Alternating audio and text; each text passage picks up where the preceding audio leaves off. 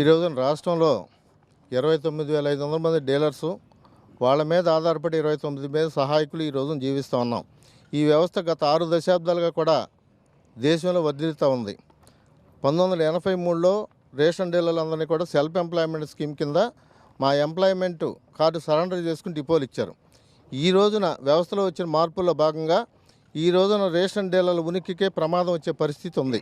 ఎందుకంటే ఆథరైజ్డ్ డీలర్లు PDS control order కానీ టీపీడీఎస్ కంట్రోల్ ఆర్డర్ కానీ ద్వారా ఆహార భద్రతా చట్టం ప్రకారం డీలరు కార్డుదారు మధ్యనే బంధం ఉంది. డీలరే కార్డుదారుడు బియ్యం పంచాలి.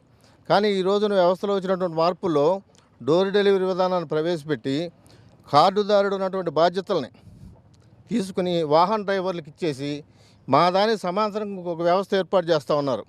ప్రభుత్వం ఏదన్నా ఏర్పాటు చేసుకోండి, మా వృత్తి భద్రత ఆర్థిక భరోసా మాకు కల్పించాలి.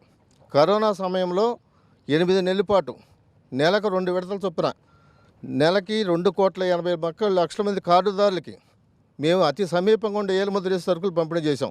మాకు ఇప్పటివరకు 8 విడతల కమిషనే ఇచ్చారు. ఇంకా 180 కోట్ల రూపాయల కమిషన్ మాకు రావాల్సి ఉంది. కరోనా సమయంలో చనిపోయినటువంటి డీలర్లు 50 మంది ఉన్నారు. గుజరాత్ రాష్ట్రంలో 25 లక్షల రూపాయలు ఎక్స్గ్రేస్ చేస్తుంటే మేము ఎన్ని విజ్ఞప్తులు చేసినా కానీ మాకు ఇంతవరకు రూపాయి కూడా ఎక్స్గ్రేస్ ఇవ్వాల. 50 కుటుంబాలు కూడా వాళ్ళ రోడ్డును పడ్డాయి. ఇవాళ మా పరిస్థితి ఎట్లా ఉందంటే మాకు సరైనటువంటి వృత్తి భద్రత లేకుండా, ఆదాయ భద్రత లేకుండా ఉన్న పరిస్థితిలో ఉన్నాం. మేము ప్రభుత్వానికి విజ్ఞప్తులు చేసాం. దయచేసి అందరి దృష్టికి కూడా మా యొక్క సమస్య తీసుకెళ్లి దాంట్లో భాగంగా ఈరోజు జనసేన పార్టీ అధ్యక్షులు గౌరవనీయులైనటువంటి పవన్ కళ్యాణ్ గారికి కూడా మా రిప్రజెంటేషన్ ఇచ్చి మా సమస్యల మీద స్పందించి మాకు న్యాయం చేయాలని చెప్పి కోరుకునే దానిలో భాగంగా ఈరోజు సార్ని కలవడానికి వచ్చాం. సార్ కూడా ఎంతో బిజీగా ఉండి కూడా మా డీలర్లందరి యొక్క సమస్యను దృష్టిలో పెట్టుకుని మాకు ఈ రోజున అపాయింట్మెంట్ ఇవ్వటమే కాకుండా గతంలో కూడా మా కమిషనర్ రానప్పుడు కూడా ఆయన మీడియా ద్వారా స్పందించి మా సమస్య మీద స్పందించారు. వారికి ధన్యవాదాలు. మాకు ఖచ్చితంగా ఆర్థిక భరోసాతో పాటు వృత్తి భద్రత కల్పించే విధంగా ప్రభుత్వం చేయాలని, అటువంటి పరిస్థితుల్లో మాకు సహకరించాలని కూడా జనసేన పార్టీ అధ్యక్షుడు పవన్ కళ్యాణ్ గారిని మా తరపు నుంచి కోరుకుంటా ఉన్నాం. Thank you.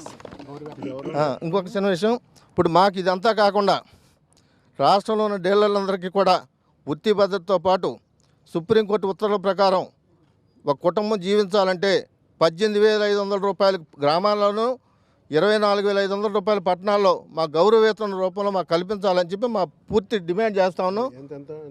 గ్రామాల్లో 18,500 సార్, పట్టణాల్లో వచ్చేటోడికి 24,500 సార్.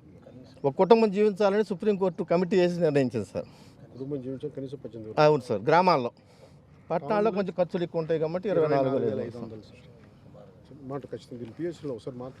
Okay sir.